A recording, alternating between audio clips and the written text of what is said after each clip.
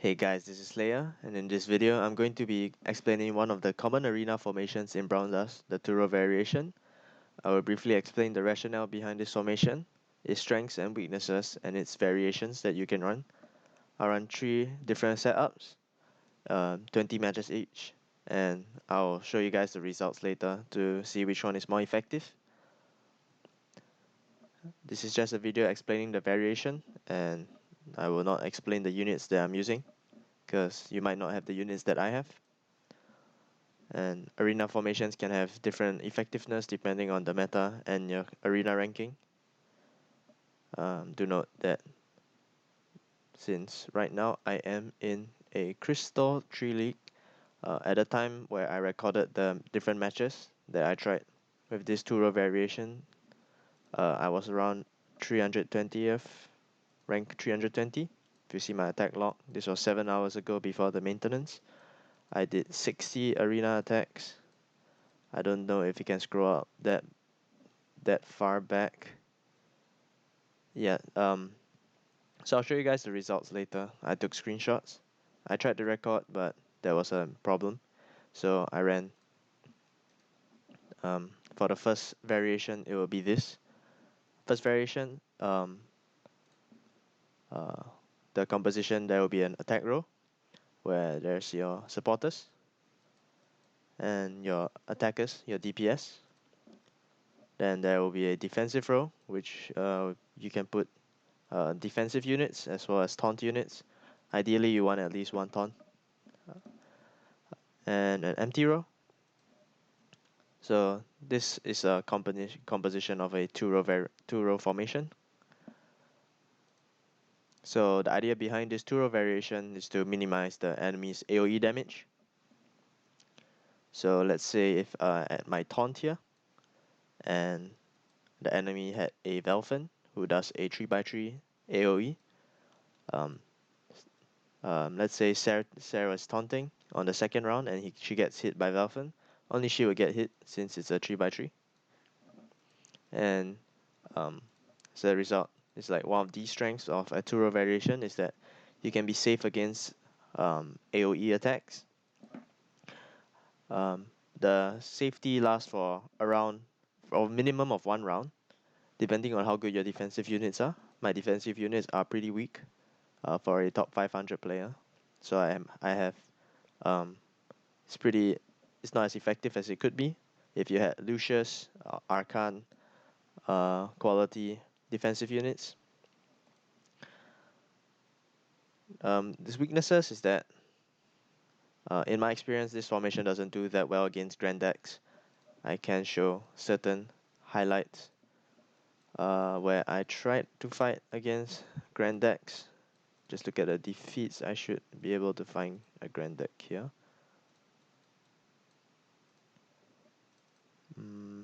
Yep, this Grand deck. Enfield. I lost to him every time. There's another one.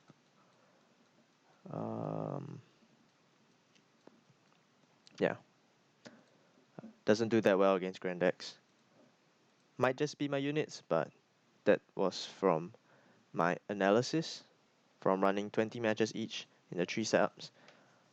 So the second setup, the second variation is where your attack row is on the middle and your defensive units is on top. So this is the second variation which I tried. Didn't do very well. It only got 30% win rate. I'll put a screenshot of the 20 matches afterwards. And the last variation is when your attack is on the bottom and your defensive row is on the middle. This variation out of the 3 setups got the highest win rate. It got around 50% win rate, if I'm not wrong. And the one that was at first like this, where it's just 2-row variation and an empty row in the middle, this got me a 46% win rate.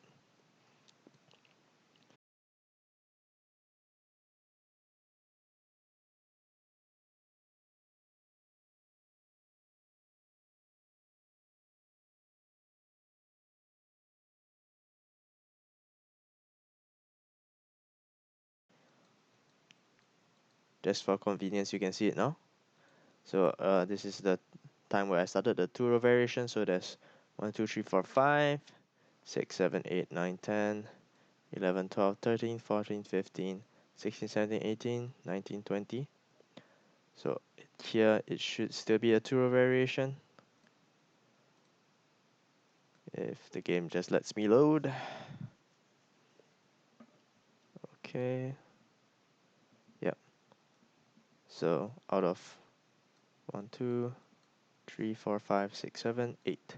So I got a 8 out of 20. So that's a 40% win rate. Makes sense. Yeah, 40%. I thought it was 46, but I guess it's not. So in here from Plusso, I did the middle variation. The middle variation was like this. It didn't do very well. I only had 1, 2, 3, 4. All the way until here, I think. Nope. I want 2 more. Yep. 1, 2, 3, 4, 5, 6. 6 out of 20 was a win.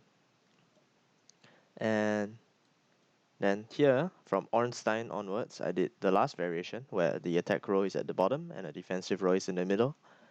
So, and this one was the highest win rate I got. So from Ornstein, we have 1, 2, 3, 4, 5, 6, 7, 8, 9, 10, 10 out of 20 wins. 10 out of 20 battles being wins.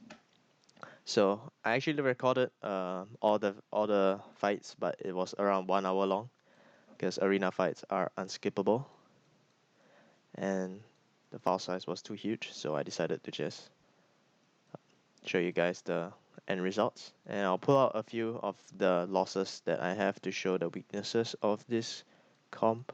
For example, Anfield he is running a grand deck with Legless being a available taunter. It's quite hard to penetrate most grand decks now in the higher rankings because a grand deck is most vulnerable in like the first part of the match, especially since you get to attack first.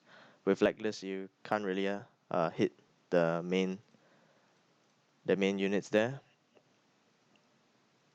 and you'll just die to Grand Hilda. So let's watch. Then the next part of when a grand deck is weak is around the time where your second round starts, because that's when the time most of the buffs run out. But even then, it's really hard to uh, make use of that slight window. So here, I set Vals as my first attacker. I found quite a lot of success setting her as the first attacker. It didn't work out, obviously. From the end result, you already saw that I lost.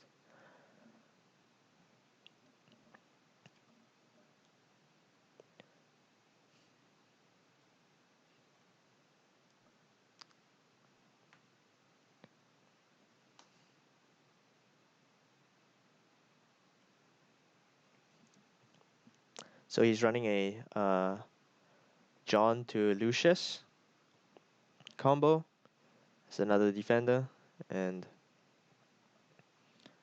mainly his other offense is just Leto and Velvin. But then again, that's just too much for me to handle.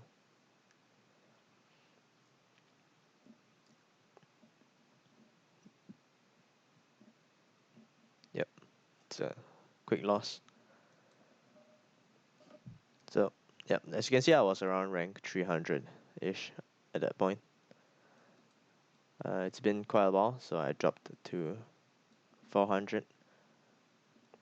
The surprising one was the time when I changed the variation to this variation, where my attack's on the bottom and defensive is in the middle. Turned out pretty good.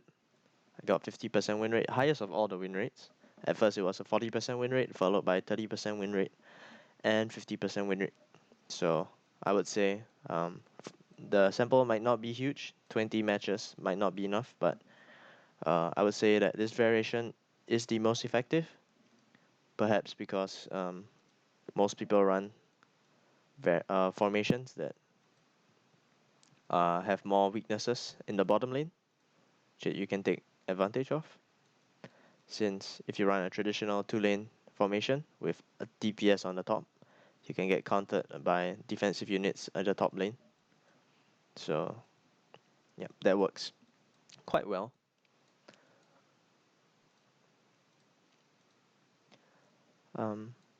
Yep. So one question you guys might ask is for our second and third variation, where we put our attack row in the middle and defense row in the middle. I mean defense row at the top, and then we move it down, which is our third variation. You might ask, well, I thought the point of doing this 2-row variation was to leave a gap in between, so you could minimize AoE damage. So the problem with that is that if you put your uh, attack row like this at the bottom with a gap, um, this makes your attack row have a higher chance of being targeted by their attack row. So let's say that their attack row has an equal chance of being at the top, middle, and bottom row. So if you put your attack row at the bottom, what happens is that if that attack row is in the middle and bottom row, they're gonna hit your attack row. So there's 2 out of 3 chances, 66% chance of your enemy hitting your attack row. So if you notice, if we do all our variations, be it like this,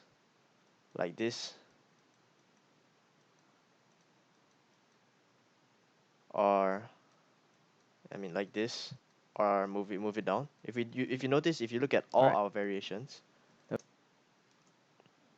you'll see that actually there's only a 33% chance of your attack row getting hit, because the only chance in this variation where your attack row is getting hit is the enemy attacker being on the bottom row.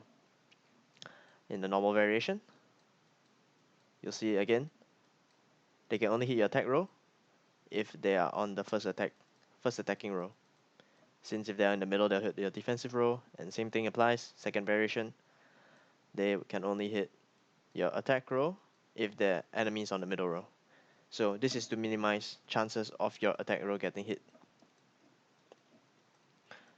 Alright, that'll be all for this video.